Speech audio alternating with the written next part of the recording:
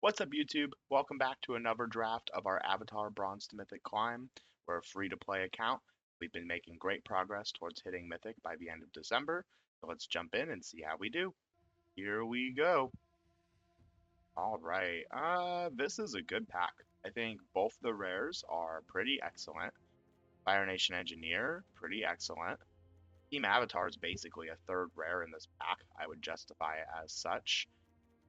I think Raven Eagle is enough better than Team Avatar, but I'm going to take it even though it's black for a couple reasons. One, it doesn't really require anything to be good, just on its own, fantastic. It has an ETB that replaces itself most of the time and then gets removed. It's just a 2-for-1 almost every single time, and it's incredibly splashable. I think Bifong's Bounty Hunters is also quite splashable if you're green based and splashing for the black. We've done that a couple times. I think Raven Eagle is a better card. I think it's enough better than Team Avatar, even though I really highly rate this card. I'm going to pack one, pick one it here and see how we do. I do have a little bit of an aversion to playing black in this set, but I think pack one, pick one Raven Eagle is just so effective. I'm not going to pass it. Here, the search is for a noble, which Raven Eagle is not. It's a bird assassin. We have a firebending lesson, which notably is like the only good black card in or red card in this pack. We also have an Airbender's Reversal, which is the only good white card in this pack. I kind of want to just take the Airbender's Reversal. It's been really good as a protection spell and as a removal spell. Boomerang Basics is decent. I think Sold Out is the best card if I want to go like into mono black or stay black. And Cycle of Renewal is pretty good too, as is Origin of Metal Bending. But Airbender's Reversal is proven to just be really good all the time. And I like taking cards that are really good all the time. Master Peon Dao can be essentially a bomb. 5 mana 4/4 first strike, requires a removal spell, incredibly difficult to block in combat, and if it attacks and hits an ally equipment or lesson, it's pretty yuck. I think I'm going to take it here over Deadly Precision, although I've been pretty high on Deadly Precision. It's been really good. Combustion Technique is also pretty fantastic, but I think Master Peon Dao has been good enough, and I want to pick either black or white and stick to it. I think it's enough better than Deadly Precision. I'll go that route. Waterbender's Ascension's been very okay. I think it is good in some of the slower decks, but I don't know if I'd be happy taking it this early. All right, I'm going to read some signals here and say that white is not looking particularly open even after that Master Piondo based off this pack. Seen 3 picks here. Could be a really white light pack. We do technically still have 2 white cards in the pack. Foggy Swamp Spirit Keeper has been insane. 2/4 is really difficult to deal with on turn 3. Lifelink is important against some of the early game decks and some of the flyer decks. And the making 1/1s feels pretty free. There isn't really a real black card to take here. Azula always lies, and I think it is the best card in the pack. I'll take it. Maybe we're in like a world where we're doing Esper things. Maybe we're in the draw 2 deck. Not really clear yet. It's not. It is an ally. The Master Peon Dao can get it. That's pretty interesting. Here, I think Compassionate Healer is great. It's just been really good. And I like it better than Avatar Enthusiasts as 2-drop. Core Official is very okay. I've been low on it though. I feel like there's a lot of card draw in this set, and this card just doesn't feel very good. I mean, it being a 1/1 doesn't feel very good. This is an easy forecasting fortune teller for me. Notably the best card in this pack. Some of the pass is decent, but very much for the lesson deck. And if you're not doing the lesson thing, it's clunky. And everything else here is pretty replaceable. Forecasting Fortune Teller is not. That's a 7th pick Grand, which tells me blue is wide freaking open. This card's absurd. Turn 1 plays in draft tend to be pretty good. On the other end of the spectrum, though, this card is not absurd. This card sucks. It's essentially a 1-mana 3/3 Vigilance on the turn it comes down, and then after that, it's pretty bad. North War Patrol, however, has been an overperformer for sure. All right, I'm not really sure exactly where we've landed, but I would say our most confident color is actually blue. And then we have like a Raven Eagle, Foggy Swamp situation maybe.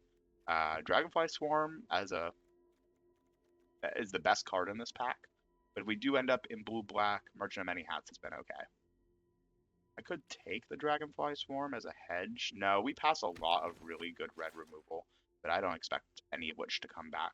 I'll take a Koi here pretty happily. I have not been very impressed with the indoctrination. The Daily indoctrination. Alright, we'll color sort for now to see how we're looking. Very clearly, we're looking like maybe a blue-black deck. splashing black more than we're playing black. Here, that's an easy Iguana Parrot. Everything else here is pretty filler, and Fatal Fisher's been borderline unplayable. So more blue.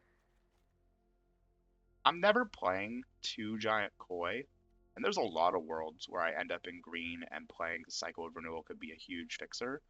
I'm going to take it here as just a hedge. We're not playing Pillar Launch, even if we are green. All right, so here's our kind of like color sort. Clearly blue. Because we're clearly blue, this is basically just a black card then. Our 2 black cards we would be splashing for, Raven Eagle and Foggy Swamp Spirit Keeper, are fantastic. You don't even need a lot of card draw for Foggy Swamp Spirit Keeper to just be ridiculous. Unfortunately, we can't take Wartime Protesters, I don't think. It's really for the ally deck. Um, it's so good. I mean, ally, ally. Maybe we do take it. We just hard pivot. I mean, red's been so closed and also not for us. And Teo is just great. I think I gotta take Teo here, and we're gonna just kind of go all in on this blue, maybe like blue white or blue black. While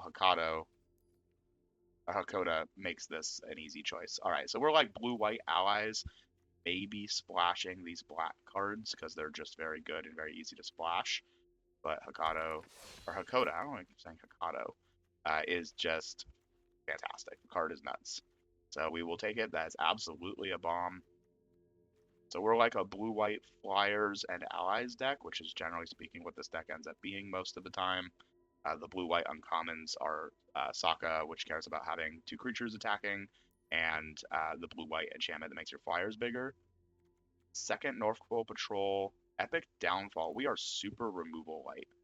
I think I may be splashing black in this deck for just excellent cards, and we just commit to playing 3-color, in which case this Barrels of Blasting Jelly I hope really wheels, but Epic Downfall's been really good.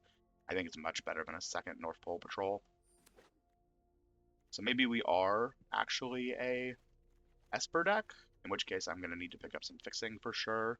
But Raven Eagle is definitely worth splashing for, and Foggy Swamp Spirit Keeper. Once again, it doesn't really need a lot to just feel amazing. Unfortunately, Aang's Journey is fixing, but I've just been really not high on it as fixing. We could take a Deadly Precision or an Octopus Form. I think Octopus Form for some of our bombs and late game is going to be really good. It's also a lesson for Gran Gran. We have a second Gran Gran, but she is legendary, unfortunately. We have a water bending lesson. I still think I take a second Gran Gran. Even though she's legendary, she's just good enough. I've been really low on this card, but I mean, when it's good, it's good. This is not really the deck for it, though. We have multiple 2 toughness creatures, and it's double black. Yeah, Gran Gran, like a free roll. Here, I actually am going to take Rumble Arena over Wandering Musicians or Waterbending Lesson. I think we really need fixing, and Rumble Arena helps with that. I also generally think in 3-color decks, Rumble Arena is very good. You're often very much willing to pay 1 more for a card to be able to cast a card of a color you don't currently have. And given that we're going to not have a lot of black cards, I think that's great. In 3-color, Waterbending Scroll definitely looks less exciting. Barrels of Blasting Jelly looks amazing as fixing and a removal spell. It's also free if we have a Gran Gran all the way leveled up, but we don't have a ton of lessons. Our lessons right now is an easy removal spell to take there. Are just Airbender's Reversal and Octopus Form. We can definitely get to 3 lessons, but I don't think that's why we're playing Gran Gran. I think we're playing her as an early play that often eats removal or just does a lot over the course of the game. Red White Land doesn't really help us. Energy Bending doesn't really help us. I don't like Raburu Troop. And Waterbending Scroll in a 3-color deck seems gross. I think I'm taking Azula Always Lies. Pretty good with Gran Gran, making her 2/3 and then triggering, making it easy for her to attack like we played Gran Gran and then start doing things. White Lotus Hideout filters, but more importantly taps for lessons of any color. This might be a Bender's Waterskin deck. No, we don't have a lot of instant speed things, actually. I guess I'll take the land that filters. I'll take a second. Azula Always Lies. There's a world where we play it. We have most of our playables. Things I'm going to highly prioritize are good fixing lands. I think that's a easy pickup. And a little bit more removal. We have some, I would say, like filler cards in here that if I can replace, I would like to. Like Azula Always Lies isn't like a card I'm just like fiending to play. I'd love to not have to play the fish and instead be able to just play more removal or whatever. So like I have 4 cards I'd like to cut, and we're a couple cards away from being able to finish the deck out. Ooh, Sokka's good. I don't like taking him this late. I don't think we can really justify splashing for him as good as he is, especially when there's a Katara in the pack, and Katara's just been amazing. This card also plays a little bit like a rare a lot of the time, and I'm pretty happy to pick it up here. There's a John John's Deserters I wouldn't mind wheeling, but that's really the only card I'd be interested in, I think. We'll take Katara here pretty happily. Another Tiger Seal, that is not what we want to see. We have another Octopus form, and this is a terrible pack for us. Air Nomad Legacy, we don't have a lot of flyers. We have Raven Eagle and Teo. Yuck. This pack's yuck. I genuinely think I'm supposed to take Zhongzhong's Deserters as a way to pump some of my earlier creatures and just stabilize the board to get to our late game stuff. Also an ally I could play off Lakota. Second Katara, Waterbending Lesson. Waterbending Lesson is so slow. I just do not like it. I'd rather have a second Katara. I mean, it can be good, giving a target creature can't be blocked on like a Master Piandao or a Teo is great, but you're usually tapping like your whole board to do it. And Katara just draws a card, and drawing a card, good. Blue-green land now, we are just missing on every time we are looking for these, or we're trying to hit these lands. We can play another 2-drop in Compassionate Healer, Swamp Cycler. I haven't been very impressed with this Appa. It's just hard to cast and hard to use. I could take a second Octopus form. Doesn't really seem what we want to do. I think we just want to curve out with allies and then play like a Coda. We have a lot of duplicates on allies that I'm not super excited to have duplicates on because they're legendary. I guess, yeah, Grand and Katara. Now possibly Teo. Teo's been really good.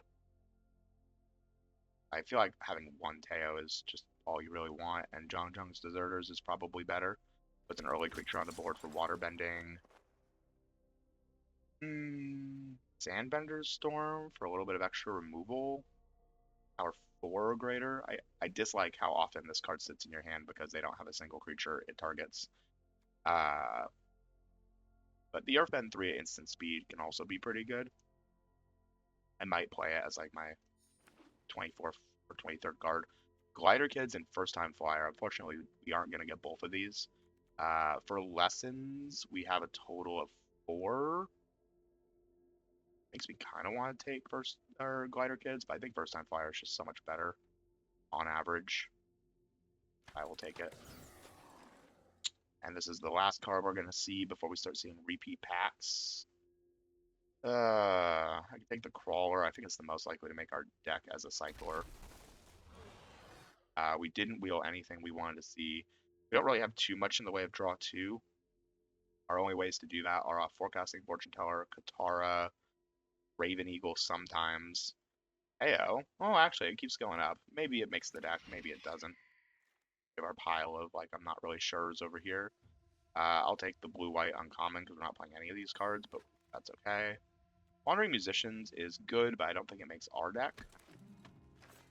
I'll take the uncommon here just to fill our vault faster, and the rest just doesn't make the deck. Okay. A little bit of Esper, kind of mid-range.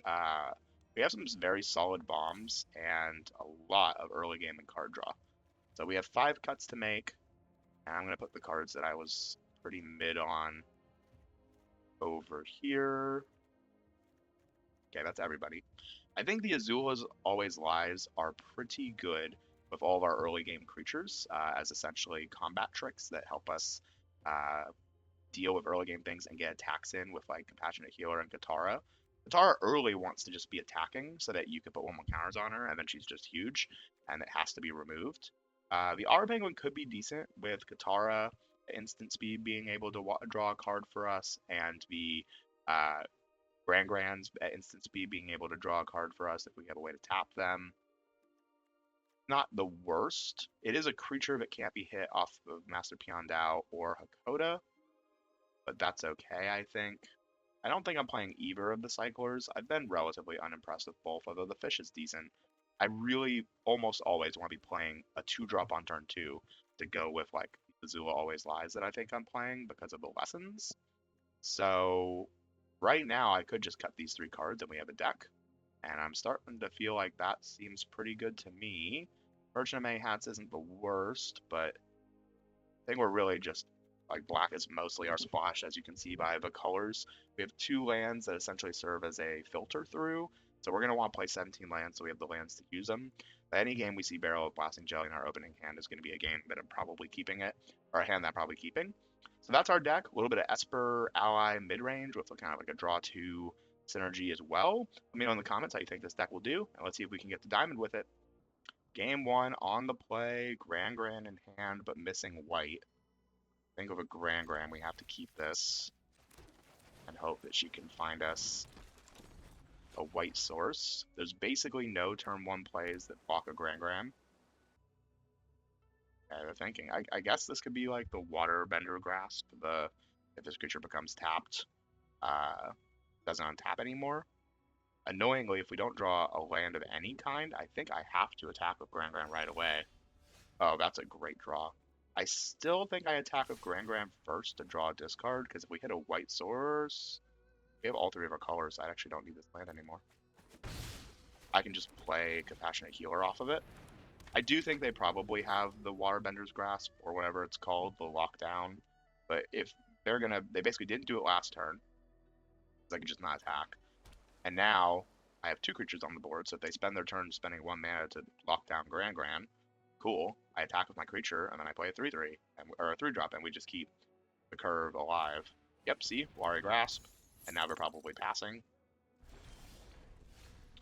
I play land, I attack for 2, I get my Scry, land is good.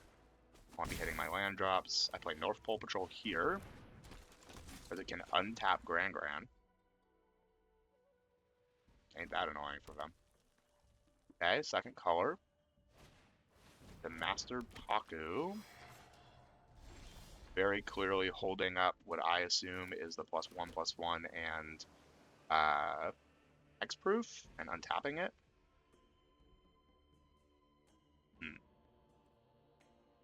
Well, in that case, I just attack with Compassionate Healer and see if they want to block. And then I'm probably going to untap a land and play 2-drop, 3-drop. They block. Cool. I play 3-drop. Untap another permanent. It's a Plains. I play 2-drop. And the next turn, we have up Katara. We have up Sold Out. I mean, we kind of just can do whatever we want. And our whole board wants to be tapped, right? So we can use North Pole Patrol to untap Grand and then use that to Waterbend to get extra value. Katara also could just be dying here. Sure.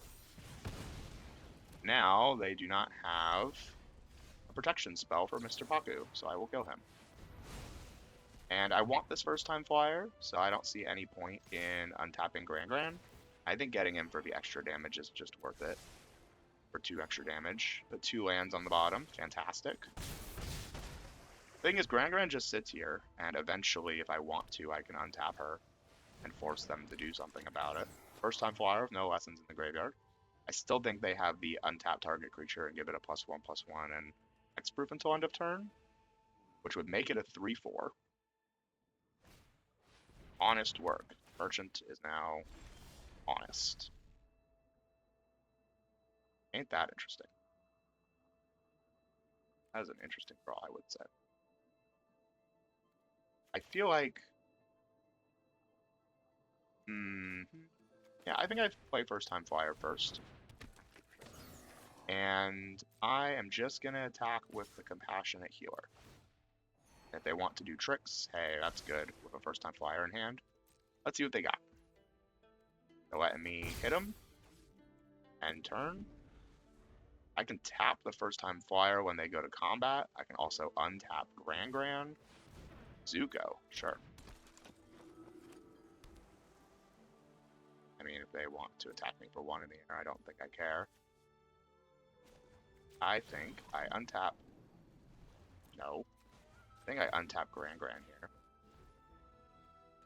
Pass. And I put a 1/1 counter on my first time flyer. And I attack with just it. Seems a little slow, but I have an Azula Always Lies up and the ability to waterbend my stuff to tap their stuff. So I don't really care too much about attacking with the Compassionate Healer because I can just tap it with waterbending. So like here, I'm going to attempt to tap Zuko. Tapping, tapping, tapping. Keeping Gran up because she doesn't untap. I don't have a card I want to draw this card. I could use the lesson here to untap it and give it hexproof. Does it untap it? 1/1, 1 mana, 1? Oh, it did. Second main phase, Boomerang Basics go? What? There's no blue or red board clears. If you're gonna Boomerang Basics, why would... Oh, so that it's untapped? Sure.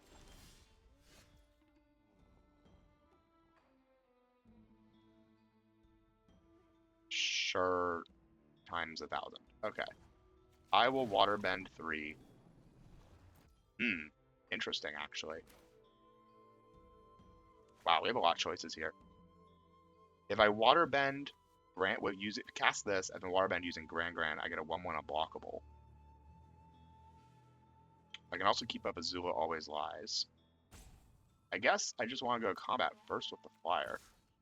See what's up. Okay. Target creature gets -1/-1. My creature gets a 1/1 counter. Pass. In that case, untap another permanent. I'll just play out my hand. We don't get to tap to draw a discard, but we can do that next turn with Gran. So now we're threatening to start making 1/1 unblockables. And in doing that, I get to use North Pole Patrol to tap something. Synergy! They need a lot of answers here. I'm assuming if they don't have them in hand, it's starting with drawing and discarding or using Zuko. Cast a lesson and not discard? I assume that's a good game.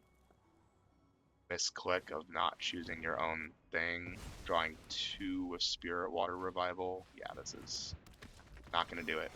I mean, we know that whatever they drew there was Professor Zay and something else maybe, but alright, we're on the right path, starting 1-0. Game 2, and I have all 3 of my colors plus a barrels and a 1-2-3 on the play. Sign me up. This hand looks fantastic. Like, what don't you want?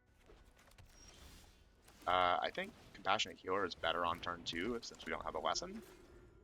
I'm very interested in trading if they want to trade.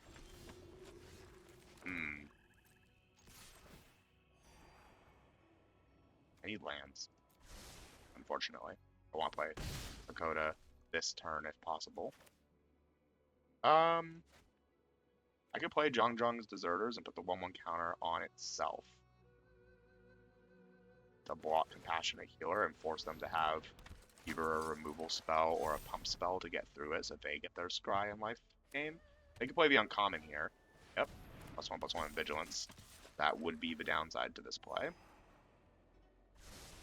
Like I said, we need lands, so that's what we're looking for. Katara is, I think, better.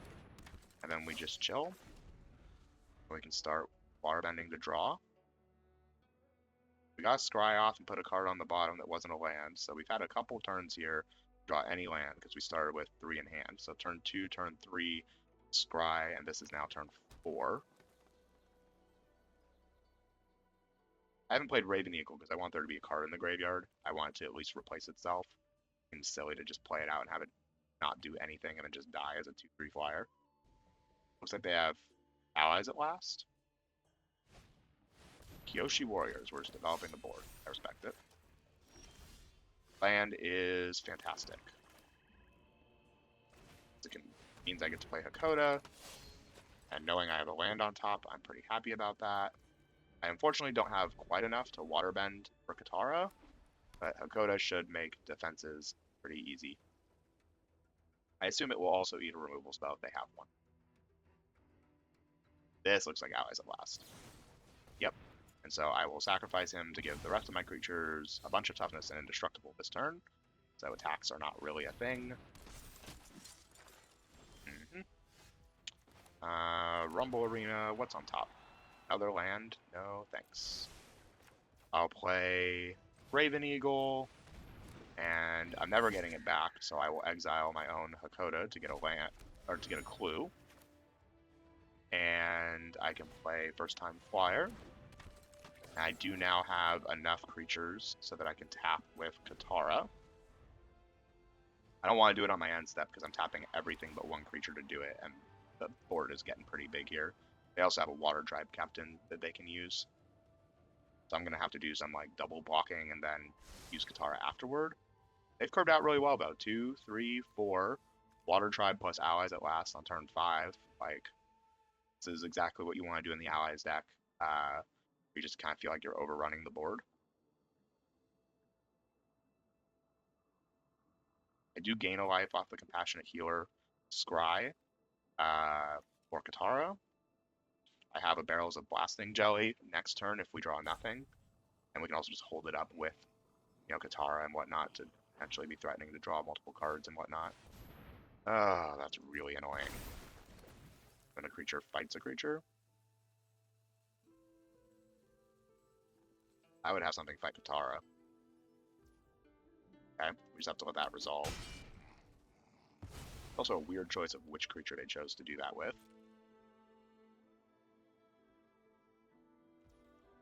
I Waterbend 6 and gain a life. Scry 1, draw a card. Wrangling. That does not help me. I think I have to scry that away. Land doesn't really help me either, though. Boggy Swamp Spirit Keeper can help me. I feel like I have to Barrels of Blasting Jelly the Water Tribe Captain this turn. And by playing a land, I also get to use Katara after attacks. I could use it now to get a 1/1 counter on her, but then I'm just leaving myself open to 5, 9, 10, 11, 12, 13 damage of attacks, and they get a gain a life and scry 1 for free. That just doesn't seem like the move. Honestly, though, it feels like we're so far behind right now. We had to kill the Water Tribe Captain over the White Lotus reinforcements, because it pumps everything, including like the Rumble Arena, and they can do it multiple times. Alright, Katara is doing the Katara thing.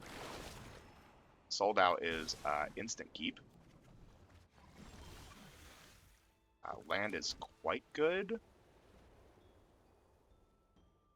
I can now play Boggy Swamp Keeper and hold up either Sold Out or Katara-ing.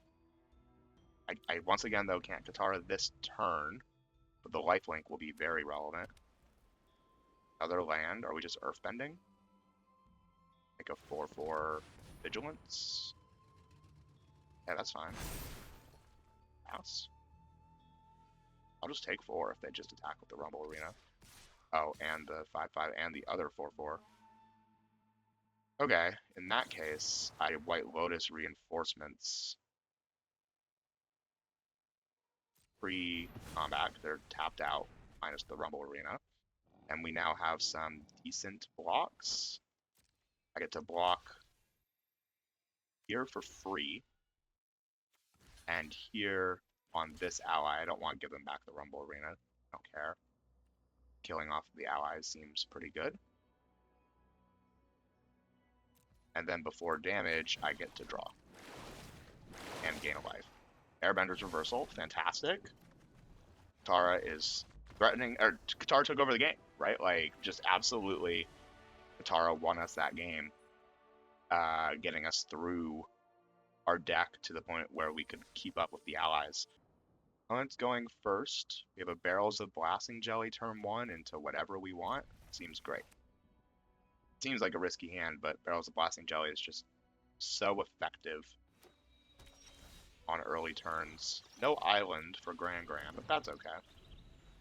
She'll eventually be helpful. We have an Epic Downfall and Azula Always Lies for some protection. See what they want to do in red-green here. I'm going to just guess that it's a Lightning Strike or an Origins of Firebending.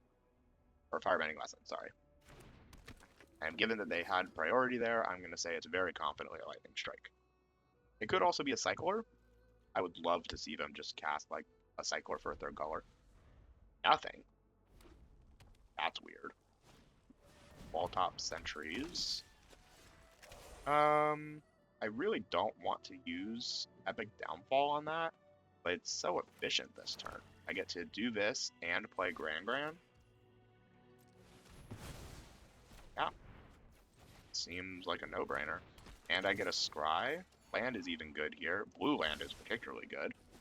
The next turn, we have Azula Always Lies. Land was good because if Grand gets to attack, I want to be able to draw a discard and still have a land to play. We could also keep the land in hand for Master Piandao. Oh, that's not going to go well for them. I play the land, I attack. The other land is great, because I draw, discard the hideout, so we have a land for next turn, if they want to even block. I feel like this is so obviously... Our creature gets -1, -1. Now I'm going to put the 1/1 counter on Compassionate Healer. I think that's a more important card for me to be able to attack with. That's how I will do this. It also means I get through for an extra damage, which isn't nothing. The next turn we have Barrel to Blasting Jelly if they play something I just have to remove, like Toph versus Metal Bender or the other Toph. Cycle. Yeah, they did have the Cycler on turn 2 and they didn't do it. Possibly because they thought they'd be able to get to it. Yeah, this is it's getting uglier and uglier by the moment. I play land, I attack. I'm fine with trading on the Grand. Tara is amazing. Discard a land. I'm fine with trading. Seems like they need the mana. Yep. Feels like this probably must be Boomy's Bashed. Or Kicked Firebending Lesson, both of which I'm fine with because I'm so far ahead on the board. Didn't want to play Katara here because funny enough, with Katara next turn, depending on how I hold things up, I might be able to also activate her. But we're putting a lot of pressure on the board. I don't even know if it's worth it versus just getting attacks in. Boomy Unleashed. Yep. 4/4 Earth tap land. So this is looking pretty bad for them, I'd say. I think I start with attacks and see if I want to just crack the barrels of Blasting Jelly. I feel like they're just so far behind. Like, we're attacking for 9 here? Yeah, I'm just going to crack the barrels of Blasting Jelly almost certainly. I get all these triggers first, so let's start with Master Piandao. Putting Airbender's Reversal into my hand. And then scry a land away. And then draw, discard, and put a land away. And then I'm just going to do this and get in for all the damage. Bam. Bam, bam. And then next turn, I definitely play the land as well. Next turn I have Katara and Airbender's Reversal. So I can like attack and then in response to blocks, airbend things that I don't want to die and replay them. I can't airbend their stuff and they're obviously not attacking, so... They do have mana now. They have 5, 6, 7 mana in play because the 4/4 Mountain makes Raucous Audience be able to tap for double green. But it's all red and green. There's no board clears in red or green in this set. Earthbending Lesson, make it an 8/8. I guess that block's pretty good, huh?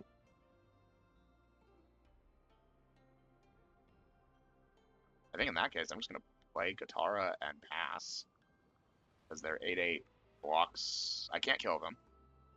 If I have a removal spell, I can kill them. But Katara will let me do Compassionate Healer and Grand things for free. Any day now, opponent. You're not attacking. So they have red double green available. So they could have like Allies at Last, they could have Rocky Rebuke.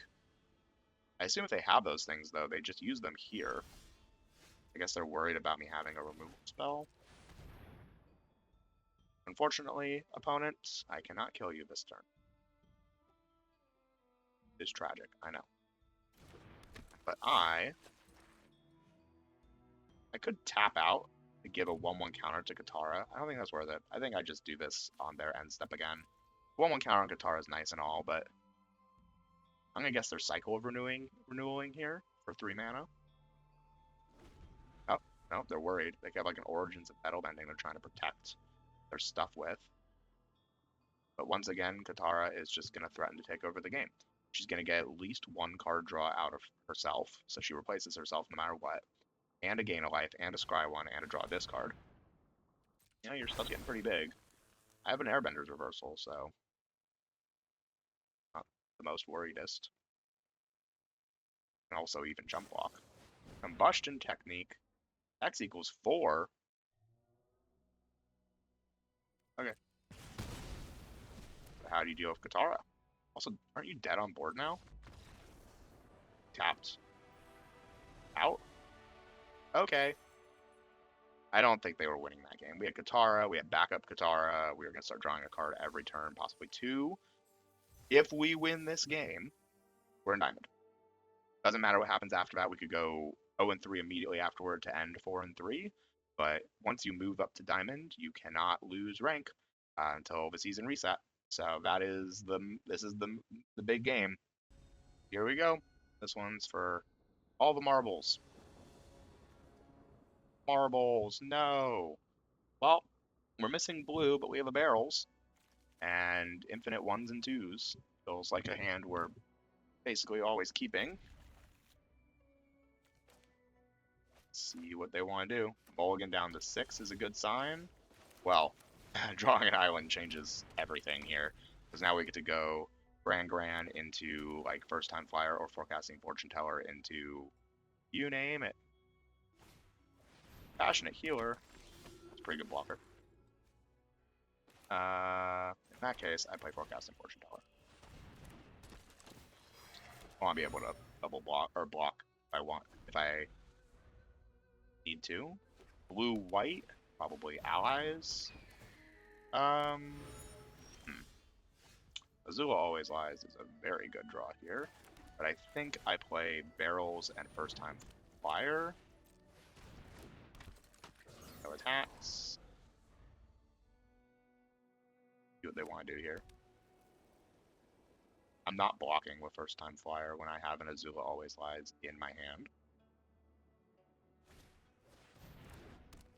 Air Nomad Legacy. Alright, well now Messenger Hawk is eating a removal spell. Let's see if they want to make it 4. They don't. But they have another play. That makes sense. Land would be amazing. Tar is pretty good. I think this is just the play, though. I don't love it. But on the current board state, we're so far ahead on cards, I feel like the only way we lose is if the board gets out of hand, and a 4 attacking flyer every turn that they want to draw cards with seems pretty good. Battlefield isn't doing a lot for them. They have the clues to get back in the card race, but kind of okay with that. Water Tribe Captain's decent, to say the least. Land is amazing. Land means I get to play Katara and hold up blocks. Do I really have blocks? I guess, yeah, we're going to block in response. I don't want to put a 1/1 counter on her by tapping my board. Give them just a... If they have nothing to do, for example, then pump Water Tribe Captain or Crack the Clue. I don't want to just give them that for free. Okay. Move that over, but now you don't have manas?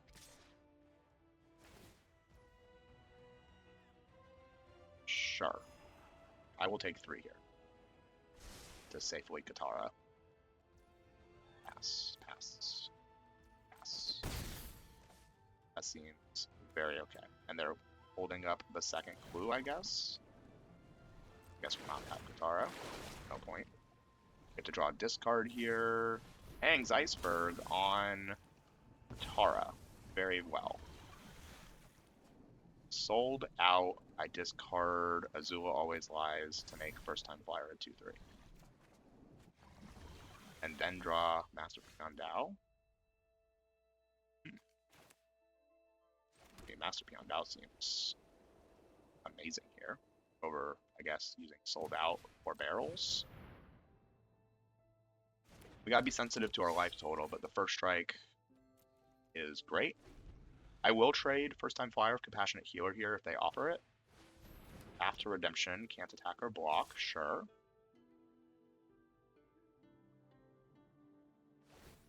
Okay. To the bottom. I will just block and see if they have like Razor Rings or whatever, but Raven Eagle should be pretty great here. That actually just needs to be exiled to me. I cannot afford for them to just get to draw every turn. Multiple times a turn, actually. 5 lands, 3 creatures, and 2 artifacts is 7, 8, and 9. Yeah, they're basically able to just do that every turn then. And we have a Barrels of Blasting Jelly here eventually for the Water Tribe Captain. But I assume they're going to just keep doing stuff like this, drawing and whatnot.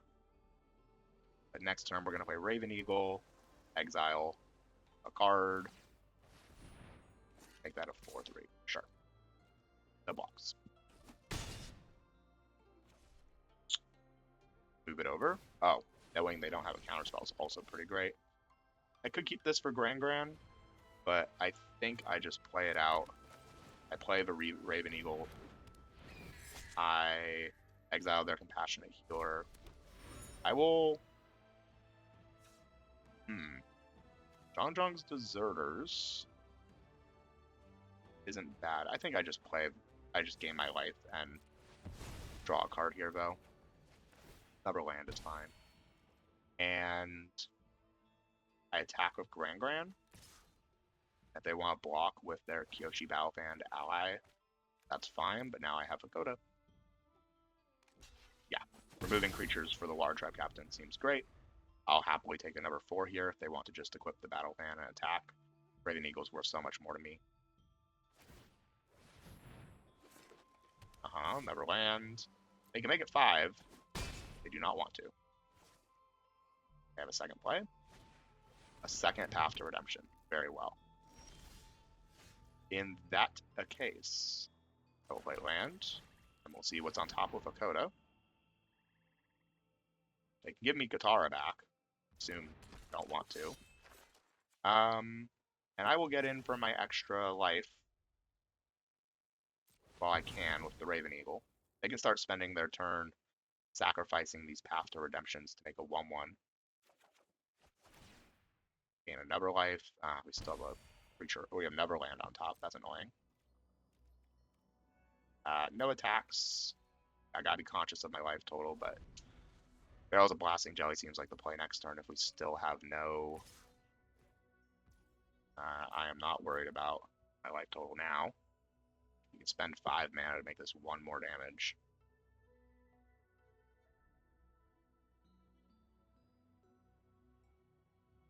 Like that's what they're doing. They have nothing else to do.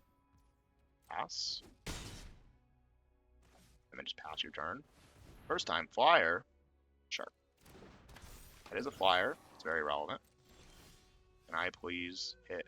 Oh my goodness. 1, 2, 3, 4, 5, 6, 7, 8 mana? So I can play this and Barrels of Blasting Jelly. Yeah, I have to Barrels the flyer or I die. Because I can move the thing onto it. And Water Tribe Captain also. That's okay. And then Boggy Swamp Spirit Keeper, if it gets an attack in, wins me the game. I think I probably just chump block this turn with Forecasting Fortune Teller. I lose to giving it unblockable with the Water Bender's Ascension, or Yip Yip, giving it flying. Get a 1/1, sure. You now can't attack with Water Tribe Captain, though. Okay. Interesting choices. I play a land. Cast Zhang's Deserters from hand. I give Foggy Swamp Spirit Keeper lifelink. And I attack with Hakoda and the Foggy Swamp Keeper. Both of which, if they get to continue on the board, they lose the game. I can sacrifice Hakoda to give Foggy Swamp Keeper indestructible if I need to. Alright, +3 life. I feel like this game's over now. And I'm just going to end my turn, facing down blue-white, which only has the Avatar's Wrath removal spell, which doesn't really work great here. My turn again. Ally on top? No ally. Another land. This is really annoying. I still have basically the same attacking problems, but now they can pump.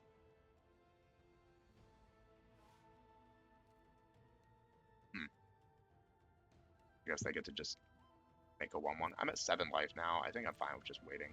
They can only do this on their turn, so I know if they are doing it at a time. Oh, draw 2 cards becomes unblockable. Another land, sure. Pass. They have 5. If they draw another land, they'll be able to double pump. Ah, there we go.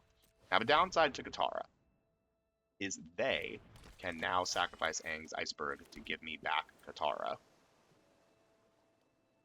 I do believe I do this now to get the 1-1, and I get to tap like these, and I just tap the lands. Because this gives me the gain of life, it gives me the 1-1 counter on end step, it lets me scry this away so I can hit an ally. Really. And we get the 1-1 unblockable now. Wow, another one. That is so annoying.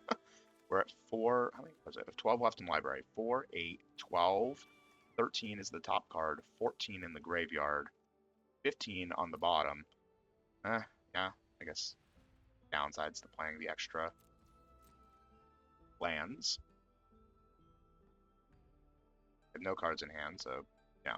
They now have an Aang's Iceberg in play, so they can sacrifice it to scry, which is a little bit annoying. But nothing I can do about that.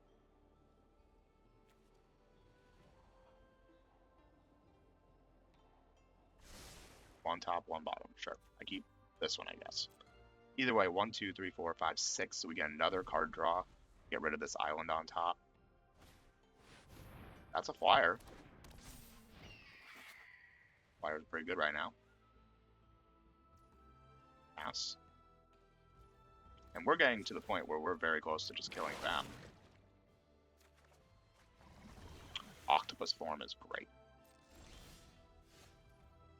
North Pole Patrol. I play land. You have to be careful about milling, but that's kind of it. And we're just digging for, I guess, like a flyer or some of the other helpful things. I'm going to give the lifelinker another 1-1 counter. Airbender's Reversal on top for next turn. And here, I can get in like this. And I will draw with Katara on this turn, so I get another 1-1 unblockable. I need the lifelink. They may mess this up with Octopus form. Give them the opportunity to, at least. If they block with like Cat Owl and Otter Penguin. Oh no, Cat Owl and the 1-1. And then they pump. I'm fine with this if that's how you want to do it. And now I get to kill the Cat Owl. Absolutely worth it. And then since it's dying anyway, I will Katara now, putting you, so I gain a life. This one, and then 2 mana. I still want that on top, I just want the life gain. Resolve. They make it a 5-drop. Resolve. I kill the flyer, and I gain 5 life here. Alright. And now we don't really care about moving through our deck, we just don't want to mill out, but our board is just getting too big. We have a tap down effect with North Pole Patrol. They top deck a land. It's over. I don't actually want to draw anymore. Yeah, I don't want that. At least not right now. I play another land. I guess I'll play Teo. Oh no, that's not May. Never mind, I don't want to play him. Okay, so I can tap down one of their things. They have all the mana in the world to be able to do my stuff. How do I want to do this? I guess I want to tap. No, I don't even want the 1/1 counters, huh? I go to Airbender's Reversal or Zhong's Deserters to put an additional 1/1 counter. Okay, I see. I'm going to Waterbend Spirit Tribe Captain.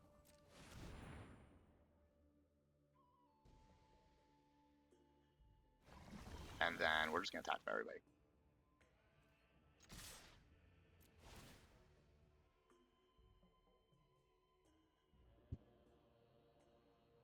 We do need to kill them. That is important. We're going to lose on our deck not having enough cards in it if we don't. But with 14 life now, I'm not really worried about getting killed. They can double pump with Water Tribe Captain. I still keep that on top. Also, if they do try to do some sneaky blocks, I can always just sacrifice a Coda if I need to. I think even if they block like 1-drop on, or yeah, they have 2 blockers, so. This is a 4/3 and this is a 3/3 with pump. So we're getting hit for 1, 2, 3, 4, 5, 6, 7, 8, 9, 10 right now. Deal.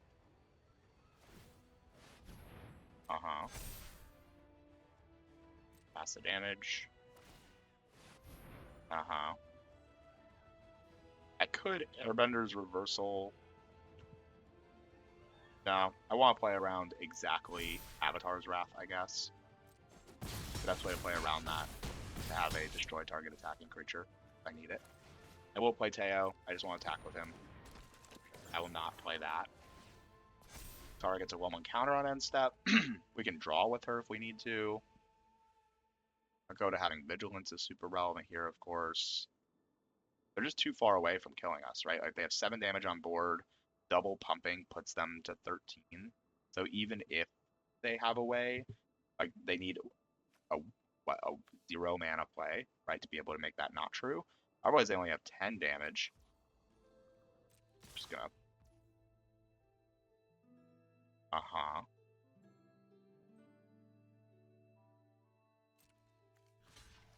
I block.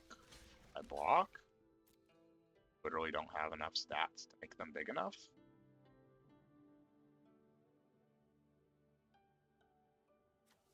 Like, go to damage, they just all die. And then you Avatar's Wrath or something. Yeah. Diamond! Oh! We did it.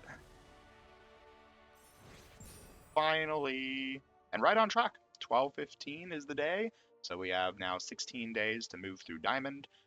In those 15 days, we moved through all of Gold and all of Platinum. So, pretty good. And we still have more wins to win. If we were going to, let's say, lose 2 games in the rest of this draft, we want to lose them right now. Because then every win is just moving us forward. So we actually have like a free loss space. Because the losses don't count against us because we can't unpromote.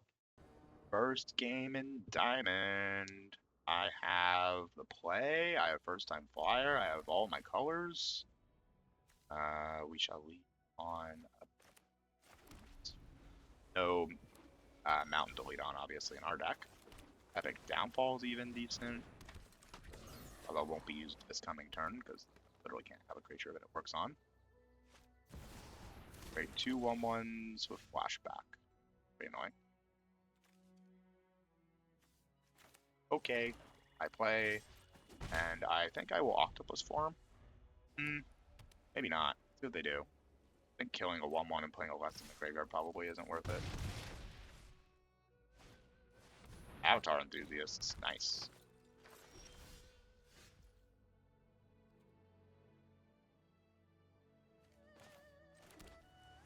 I think I will just exile this and then keep first time flyer back. I probably should have done that last turn.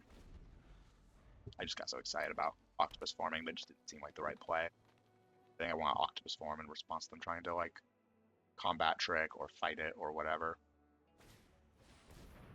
Yeah, or this. Make a 2-1 and then Rocky Rebuke. No blocks. Absolutely.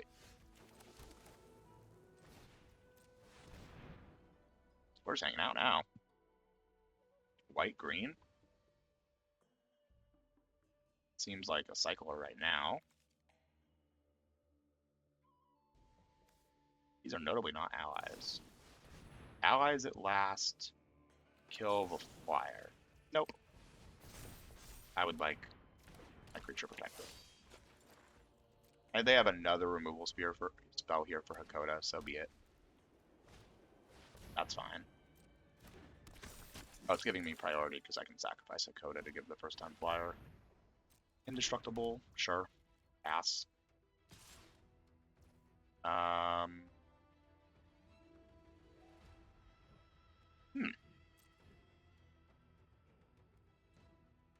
don't block here, I don't think. So we're going to hold up Airbender's reversal in a pretty nasty little way, which is we will be able to... I'm going to keep that on top. When they exile this, it sacrifices this aura, and then exile target creature goes on the stack. So it will be a total blowout when they try to do this, and then we just airbend it in response. Thanks, but no thanks. So they just spent their whole turn making a 1-1. And I was going to bounce Hakoda anyway. Yep. And this is going to be a further blowout because I get to put a 1-1 counter here. Because I'm putting the 1-1 counter here, this kills this anyway.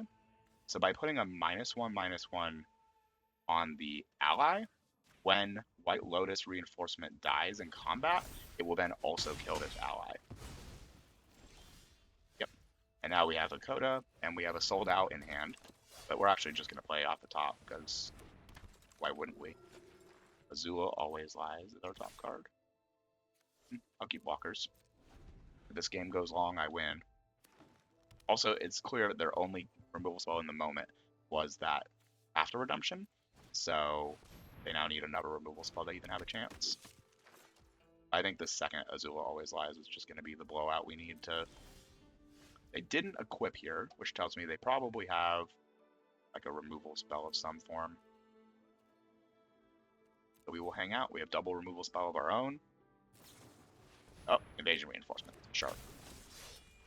With double removal spell and White Lotus Hideout tapping for lessons, we can cast everything in our hand. Because Azula Always Lies is a lesson, so we use the black on Sold Out. I think pretty clearly here we blow up the Water Tribe Captain now, since getting a little annoying with this many creatures. I don't really want them to be able to untap with it and use it. So I'll just pop that right now, and we'll hold up the Azula Always Lies for a future turn. Allies on top? Oh, that's a pretty good one. Why, per se, does it want to tap my one black source when I have an Azula Always Lies in hand?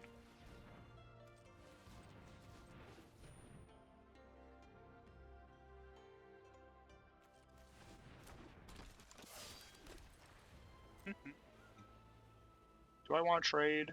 Not really. They have a lot of 1-1s. I am worried about, like, the Mythic United front would be pretty bad. Make 5 1-1s and put a 1-1 counter on all these creatures. I'd probably just lose the game. Alright, well, if we're chilling, I'm chilling. No creature on top for us to grab. I can play Teo and attack with first time flyer to get triggers. I don't want this land that is on top. I don't want this. Or this, or this, or this. So we do it like that. I want them to see that I have black up. Removal spell. Oh, Airbending lesson, my guy. It's pretty cute. I will attack with the first time flyer here. Draw, discard this land I don't want. Doesn't mean I get a 1/1 counter, but I want to get rid of the land. And I will play Gran and Master Peon Dao. Oh wow, another. I can't cast that one. Okay, Master Peon Dao. I think that's better than holding up Azula Always Lies here. If their hand is land water tribe captain, this sucks. Land and then another airbend. Okay, sure. What would you like to airbend? Master Peon Dao again. Why not? Why not? Make it a 5/3 or 4/2, sure. Pass. They do have a lot of 1/1s. We're on clock here essentially. Pass. Hello, Katara. Once again, tapping the Rumble Arena. We do not need it. Second Katara. That's cute. And then we just replay Master Peon Dao again. And now we get free Tappy Tappy on the Compassionate Healer and Gran. Although, I don't really want to draw a discard with Gran necessarily. No attacks. We're just going to hang. Hang with Aang. See what they want to do. I will absolutely offer a trade. Activate ability. Tapping my creatures. But notably not Gran because I don't have I can see my top card. I don't want to draw this card away my stuff. Go to damage? Absolutely trading that. Second Aang. Okay. That is really annoying. But I accept. My turn. What we got on top? Barrels of Blasting Jelly, huh? I do actually kind of want to land here with a Katara in play. Barrels, that's a next turn thing for killing Aang, because we were going to try and do Azula Always Lies this coming turn.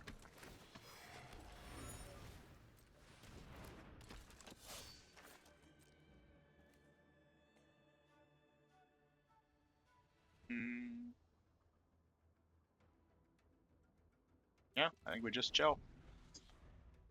Gotta be careful of our deck size, but that's about it.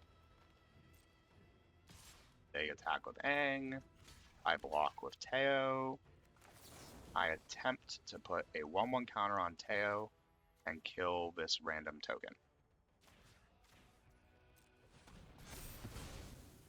Not sure why they played their land first, but hey, we are moving in the right direction.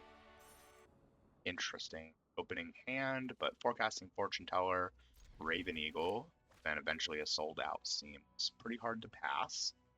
We will keep it. A keep. On the play, they mulligan. Cool. Sleeves. Gran, Ruh-roh. Forecasting Fortune Teller. It's turn 1 Blue Ragavan. As they've been saying. Keep a 1-lander? That was a quick discard. Nope, okay. Forecasting Fortune Teller of your own. Very well. Plains would have been ideal. I think here I just crack the land and potentially Octopus Form to kill Gran. Seems kinda crazy, but might be the move. Yeah, I think it's the move. If they put a creature in the graveyard for us, maybe I don't if they do. Don't. I do put a second lesson in. Alright, let's see if they got something here. We have like Azula Always Lies. Heartless Act on this, that's totally great, yeah. I might crack this clue. Show me a plains. None of those are plainses. Okay, well. As much as I'd like to get rid of a lesson from their graveyard, I think I need the clue. Need lands. If we hit lands, we're going to be winning this game. And honestly, the two 1/1s are annoying, but like, we're just chilling out here. I said we're going to land and crack the clue. They also missed another land. Seems crazy, but they're land starved and they're digging with Gran to find whatever it is they're trying to find lands.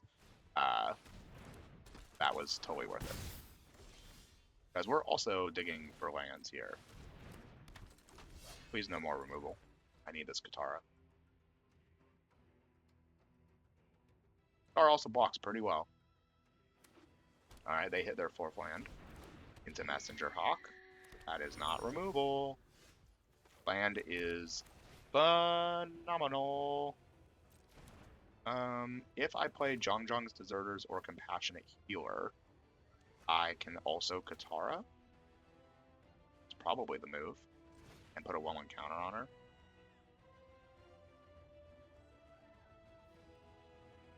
Otherwise, they're just going to start doing... Actually, Master Peon Dao being an attacker is important here. Because otherwise, I'm just going to let them crack clues and make 1/1s and not really feel any pressure. We can remove one of the 1/1s with Azula Always Lies when they eventually do that. Okay, they're taking a turn off. Interesting. That may make the difference for us here. We put a 1/1 counter on Katara and we attack with both. Miss, but put 4 lands on the bottom. Wow, that's a lot of land. Put a 1/1 counter on Katara and kill the 1/1 that we can't block. They gain 2 and take 4. They've drawn 7, but we are so far ahead on the board now. Unfortunately, they are in black, which means they could have either of the kill everythings. Katara wins the game, and they can already Airbend for like 5. Yikes. This is 2 4/4s if that's what they want to do. Seems like a bad block. See how they want to tap. I might have to kill the 1/1 to just take another thing off the board for water bending. The flyers. Oh, that is such a big draw. -1/-1, and a 1/1 counter on. I guess we're chump blocking with Zhongzhang's Deserters most of the time here. Like this. And we have to keep up Airbender's reversal for their flyer. Hitting. I think it's Zhongzhang's Deserters. I think we just need to keep the pressure up.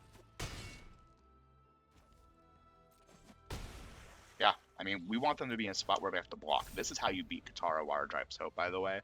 Water Tribe's Hope can't use their water bending on their own turn. So the answer tends to be blocking and or attacking aggressively because they want to keep up things. They have 1, 2, 3, 4, 5, 6, 7, 8, 9. Oh, attacking with Katara is gnarly here. She has vigilance. Yeah, so we say good game, and we pass, and we block here, and see how much they water bend for. They need to be able to one-shot us, so they have to water bend for everything.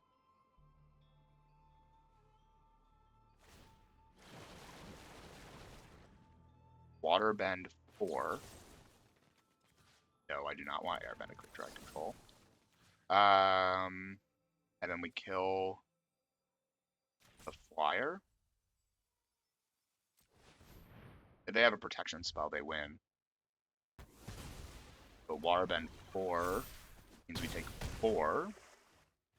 Not over. Oh, what? I lose my hand and draw 2, and they have another creature. Dang, I think that means it's over. Drawing a land certainly doesn't help. Let's see what we. I don't even know what we could draw. Another land. I attack with everybody. Yeah, yeah, Katara, Water Tribe Soap. So good. We did put ourselves in a position where we could win the game, but it just was not enough. So if we had not killed the flyer, or we had, yeah, if we had not killed the flyer, by the way, they crack a clue for 2 more damage, Evan Ozai's cruelty to kill us. So we have to keep Katara alive. So that was a cute way to do the bending. It's funny though, because with 1 white, 1 black, and 1 blue, and I've already declared blocks, there is no way for me to kill 2 creatures at instant speed. All of the kill spells at instant speed are in white, black, blue are 2 mana, right? Like Heartless Act does it, as does Airbender's Reversal. I could have Airbending Lesson, right? That's 3. But there's no way with 3 mana for me able to do 2 things. So they should have just pumped everything into it because I can't. There's nothing in the format that I can win with that way. Woo, top 200 Mythic, very cool. Unkeepable hand, not very cool. Way more keepable. We'll keep the Foggy Swamp Keeper, but we're keeping a 2-lander here, which I don't love, especially not on 3-color deck. It means we're always missing at least a color. As long as we hit any land here, we are in business, and a swamp is particularly wonderful. I cannot use that, even if I wanted to. Alright, we have a swamp on top.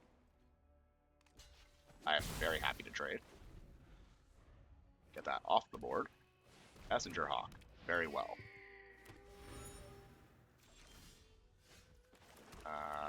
All the words. Yeah. 4-word name, 3-word creature type, brick of text. We love it. We love it. Ah, pay 5 mana, kill it. Sure. Never land. Not a land. I accept. I'm not using Epic Downfall on this Messenger Hawk. I just need to keep putting things on the board and hope they don't have continuous removal for it. Corrupt Court Official. Yep. Guessing it's Teo? I need the removal. And then Corrupt Court Official, sacrifice it, throw it at Katara.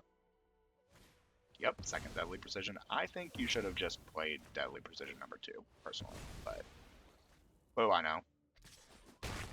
Land. Oh my goodness, and now look at us go. Land on top. That's not as exciting anymore, but take it still. Means we can go. Okay, I will kill that. We don't have a non-creature spell to kill Hakoda. That would be particularly devastating. -5, -3. Get the clue, but I don't. I can't block. Get 1 in the air, sure. Sorcery, speed, exile this.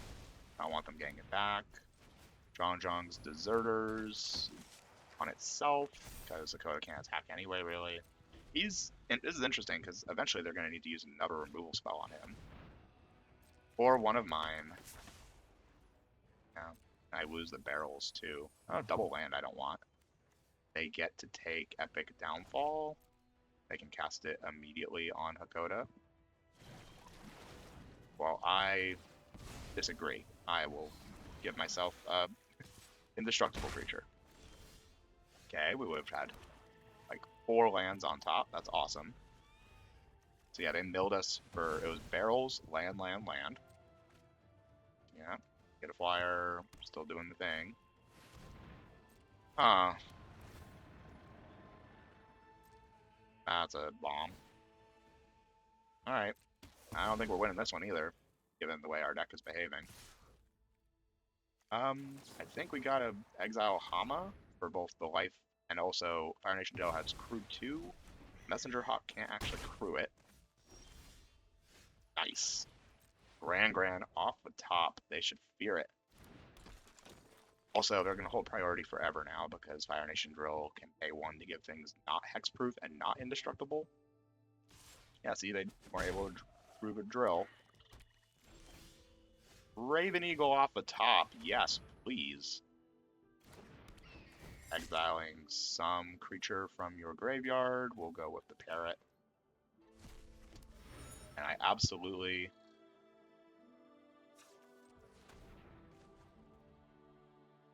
want to use this now so I get the life drain. And I have a card to draw a discard with Gran. Yep. Alright, Airbender's reversal. They didn't have a creature last turn that could crew the drill. Because they had a sorcery speed removal spell, but they're gonna use legendary, I guess. Oh, they kept the wrong one. You can't tap it. You have to tap itself. Oh, what a flub. Flub a dub dub. No blocks. We have Airbender's reversal next turn. Land is useless. I attack. I attack with. This is so weird. So I use the. Yeah, I get the life link here, or I get one drain here. I blow up my compassion. I don't know. I get to draw a discard off of Gran essentially. So if we have another way to make a clue. White Lotus hideout filters. Good. We go to 7. Pass. I play the Compassionate Healer. White Lotus hideout filters. It also taps for lessons. Duh. No point in drawing off the clue right now. We're gonna be tapping out for it, and I want to play around Water Tribe. No, Illiquent Chip. That's what I want to play around. They can crew one of these with the Fire Nation Drill. Resolve. They go to combat. Attack with both. I destroy target attacking drill.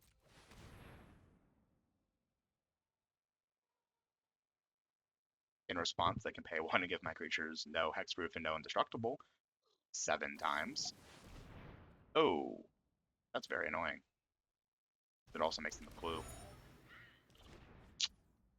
Well, I will use a clue then. And of course they put that 2 from top. Come on, deck. Come on. Get together. We attack with everything. They can Fire Nation Drill. Next turn. I exile target Zhang's Deserters. Second clue off of this means I can gain another life next turn. That's obnoxious. How many lands have we seen? 1, 2, 3, 4, 5, 6, 7, 8, 9, 10, 11? What is going on? Go to damage. Play you. And we're technically not dead. My favorite type of not dead, technically. I am going to play the land here. And the reason is if I find exactly the watery untap target creature and give it hexproof, I can use it. Although they will have the mana. So I actually want to use it to just untap a creature and block if I need to. Either way, in response to them playing this, I'm going to gain 1 more life, which is pretty funny. So they draw the drill. They pass to attackers. Okay. I draw a card. I draw a card. We didn't hit it. But we go to 1. I don't even know what I need. They just play the drill and win. Unfortunately, our deck was not capable of beating 3 Fire Nation drills. Who knew? Oh, it was the next card. 1, 2, 3, 4. Do I have anything that can give me +2 damage at instant speed off of Gran?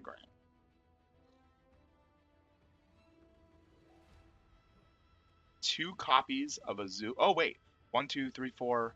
Yeah, 5. 2 copies of Azula's Always Lies is enough. So we draw off of Katara. So 3. I don't even think I have enough mana though. Gran draws and discards for us.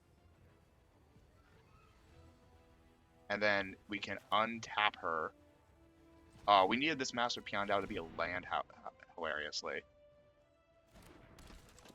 But yeah, so we go to combat. We attack with everybody. We gain a life and scry. Show me Azula always lies. Nope.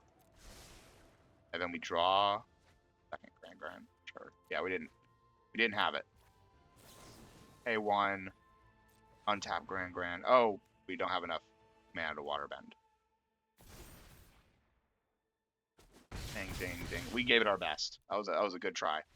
But the triple Fire Nation drill, tough to beat. Tough to beat. I'm gonna be honest. Technically they had two, and then they put it back on top. Well, it was a free game. If we lose, nothing happens. If we win, awesome.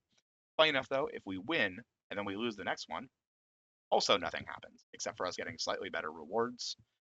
The only way we now end up at higher than the floor of Diamond is if we go 7 wins. I see a Rumble Arena to help us through this hand. And eventually we'll be able to play out cards off curve. Turn 1 Rumble Arena, show me planes. Barrels I will keep. Unfortunately, 1 turn late, but definitely worth it. Especially if they're just going to pass. If they quench this, that's crazy, but I'm kind of fine with it because it means they're not quenching other things. We're just playing a slow game. Looks like we're cycling, maybe. Oh, that's like the worst case scenario. That's a lot of dudes. Into glider kids? Yikes. We're going down. We're going the wrong direction here. I would like you to play less things to the board. Pretty good 2-drop. Pretty good 3-drop. See if we can catch up. Barrels does a lot for us. Keeping it on top, not a good sign. First time flyer with no lessons. Graveyard, no thanks. But next turn, playing first time flyer and having Azula always lies up. I like that. I think it's way better than just slamming a Hakoda. Cool. They don't have an answer on the board that they're willing to use. Earth Kingdom, Protectors, and a Compassionate. You got it. In that case, I play first time flyers. A lot of creatures. Imagine if I had like Ruinous Waterbending here. It would be castable too, off of Rumble Arena. I'm pretty sure it's a lesson. It might not be a lesson. Oh, Rumble Arena and Barrels. Pass the box. Okay.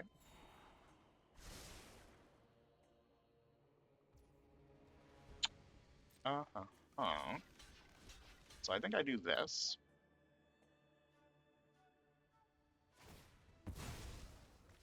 Sure.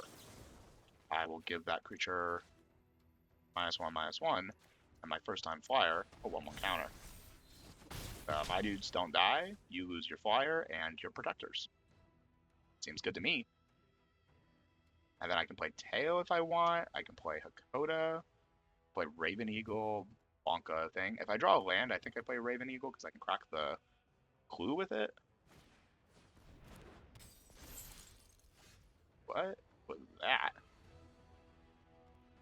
Well, in that case, I just play Hakoda.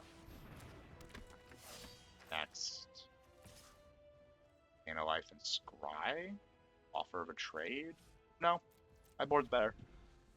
I mean, if your whole plan is to shuffle this away because you're worried about eventually it being a problem, deal. You have another lockdown spell for Hakoda. You're in blue-white, so the hard removal is a lot harder to come by. Airbending him doesn't really do much, and we know we have a land on top to be able to play Raven Eagle. Oh, we can't play both. Wow, second Watery Graph. Sure. You can shuffle them away. It also means they shuffle the island away, but I don't really want to have on top. Problem with this is I eventually get to replay him, and I like that. Still had an island on top. That's annoying. Alright. I just play Raven Eagle then.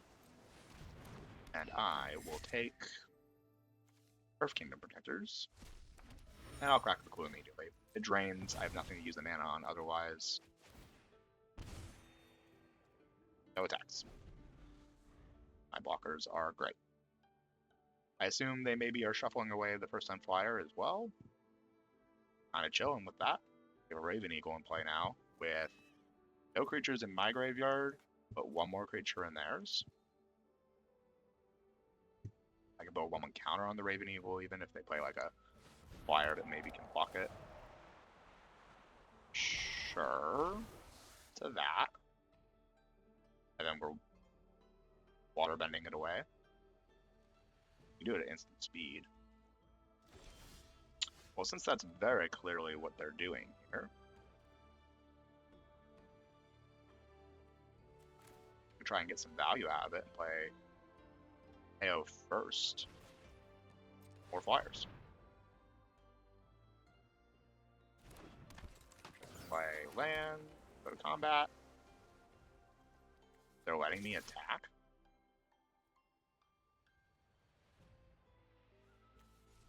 I guess attacking means they don't actually have to shuffle it away. I want them to shuffle it away.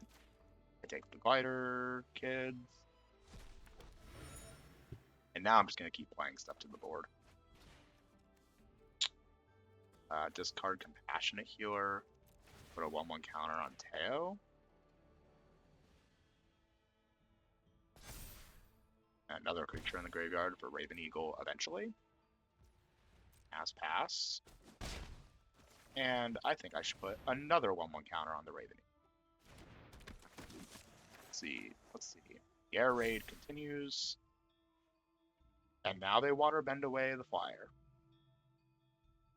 They could choose to not do, but the problem with doing that is, let's say you draw in a way where you don't actually have a way to hold up water bend 5. Well, now I can attack with it and get in for the 3.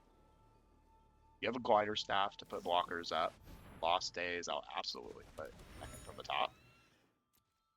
That's why this card is like, it's good, but not insane, right? Target creature, huh? Well, in that case, I'm just going to attack. Draw, discard a land. I get to replay Raven Eagle. You don't have any creatures, I do. And here I will just play Compassionate Healer over drawing a card. The board is in our favor and I want to keep adding to it. We have an Epic Downfall if they play just something really big and annoying. They have a Clue and a Glider Staff they can use their mana on. That only leaves them with 2 mana afterward. I want to see them just play like Reboot Troop. You know, just some big thing that just dies to Epic Downfall. Doesn't do anything when it comes down. Thinking real hard here. Not a lot of modal cards. Sure, I'll put it back on second to the top again. You got me. We're doing funny stuff over here, I guess. I will crack this Clue. I will drain them. I'll play Teo. Next. Here I think I actually attack with the Compassionate Healer too. I don't have a creature. Oh no. I'll take one of your lessons. Put that on the bottom. Thank you. Draw. Discard a land. I don't need it. Puts creatures in the graveyard for me. Interesting that they'd rather trade off 2 dudes when they have a Glider Staff and water bending really that they can use stuff on. I feel like the 2/2s were less to them than the other way around. That does block flyers, but it doesn't because Teo can put 1/1 counters on things. And it also doesn't because I have a Barrels of Blasting Jelly. Sure. It could have the 1 mana protection here. Oh, Wari Grasp. Lame. How lame. Do I just barrels this? Maybe. Let's attack. I don't think I need Grand. Put a 1/1 counter on a creature. Raven Eagle gets to do the draw discard thing. I will just barrels this now. Goodbye. Yeah, they have no creatures. I have a Teo. and a Jongjongs and a Raven Eagle that is going to keep doing the drain every time I draw my second card. Third, Lost Days. Do you feel like Lost Days is doing what you want it in this game? I like Lost Days as like a one of maybe. Emphasis on maybe, right? But like, look at what it's done in this game. Like, I've just consistently chosen to redraw my threats, and it hasn't actually resulted in them removing the creatures that are problematic. Like, I just replay Teo immediately here. I think it's better than playing the 3 and the 2, because now Raven Eagle can attack and be a problem. Also, the 3 and the 2 really just incentivizes them to waterbend away my Raven Eagle, which also is a card that I don't really mind eventually redrawing, right? Like, I've drawn so many cards, I'm actually ahead of them on cards because they just keep giving them back to me. Okay. Give it flying. Yep. And now you lose because you haven't played a thing for me to kill all game, right? A thing that actually matters to kill. I will draw a discard again. Don't need this forecasting fortune teller. I'll make Teo big again. Here I'll play North Pole Patrol. Next turn I can play Foggy Swamp, and on the draw a discard. I'm also threatening to untap the Raven Eagle, so now you have to hold up Waterbend 5 to shuffle it away.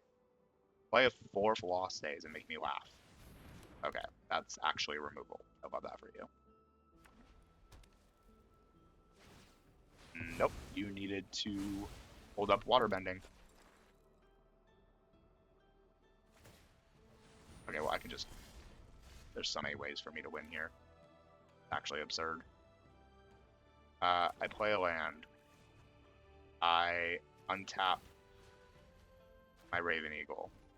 I sold out your 1 blocker. G to the G's, my man. I get a clue. Bang bong. Yeah. What did the Lost Days do that game? It just didn't really feel like it was worth it. Alright, final game of this draft, regardless of how it slices. I see 2-drop into eventually either a Raven Eagle or a Teo. Seems pretty good. Depending on what they play here, I might lean on the first time Flyers, so I can put a 1/1 counter on it with Jong's Deserters and get attacking. Avatar Enthusiast, nice. Second Jong's Deserters seems pretty good when you have a Flyer. We're making it a 2-3 the hard way. Rowdy Snowballers. Going. Doop doop. Doop doop doop. No blocks.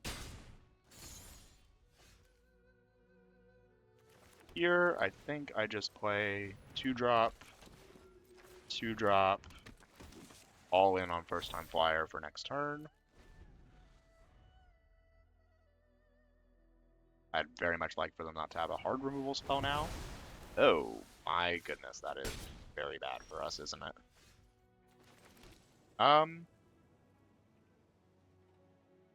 Yuck. I guess I just play Teo? Wow, Avatar's Wrath, what a blowout. We need a land next turn because we have infinite 2-drops to play. Now they replay the Rise Snowballers, tap it down, make another 1/1 counter on the Enthusiasts.